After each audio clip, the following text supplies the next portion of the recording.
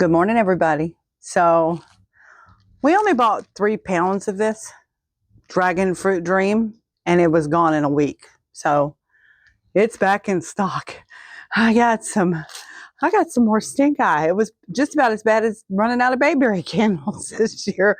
When people found out I was out of dragon fruit dream, John's like, get some more of that, get a lot. So John, I bought 10 pounds. You okay with that? Yeah. So it's back in stock, guys, and it's on the menu. So I also wanted to take a little bit of time to talk about these teas right now, these herbs right now, as it is flu season. And everybody I'm seeing that I'm running across has the flu. So you hear a lot about echinacea. Echinacea, while very, very good as an antiviral, it can be dangerous. So you don't want to mix this in your everyday wellness tea. And you want to think about, am I on drugs for the liver? Because it will interact violently with cytochromes. Am I on warfarin?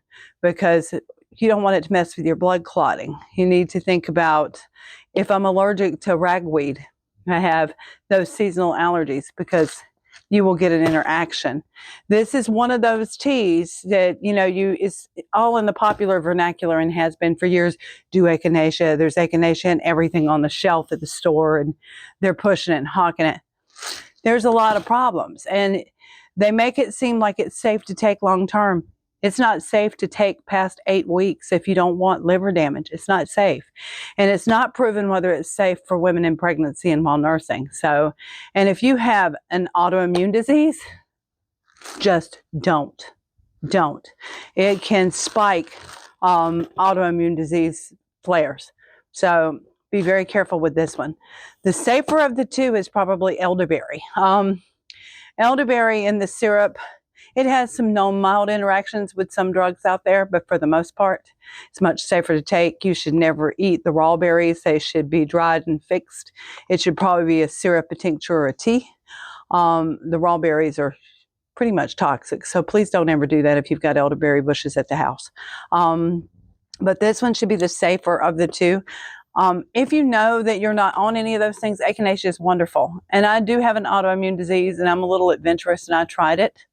I can say that my flares for fatigue were a little higher, but it did actually cut the viral load. So it depends on the autoimmune disease, and some of them you don't want to tamper with echinacea. So kind of shy away from it a little bit and stick more with elderberry and more with berberines. Berberine drugs such as, say, golden seal or barberry, which is the highest content berberine. These are a really good antibacterial, antibiotic choice for this season of the year. I had walking pneumonia last weekend. Hi, yeah, me. I was here and I was working with it. And one of our clients and long-term friends said, I can hear you from across the counter. It literally sounded like I had croquet balls and a wood chipper in my chest. So I did barberry. And I made a tincture of that very high-powered berberine. And I did it, what, John, about 2 days? Yeah. And the cough disappeared. That and smoked mullein.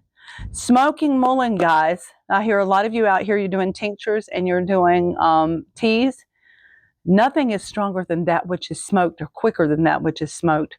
Because when you're smoking, some of it will go up in the olfactory sense. There's only one cell it has to pass through to get into the bloodstream. Whereas if you're drinking it or eating it, it has to go all the way through the digestive tract, and you've lost about 60% of its efficacy by the time it gets down there. So unless you're doing sublingual tinctures, if you're putting the tincture under your tongue, that's a good way to get it in and get, I'd say, 60 to 70% of the medication into the body. But smoking is incredible. I smoked mullein. I was coughing so hard that I could hardly get my breath. And I smoked a bowl of mullein. And within 15 minutes, my lungs felt like they were full of cold, fresh air. I felt better. And the cough abated for what, John, about 2 hours, and then I had to smoke it again? Yeah. So, mullein. Smoke your freaking mullein. Stop drinking it. Smoke it. Love you guys. Be well. It's a bad season this year. Have a good day.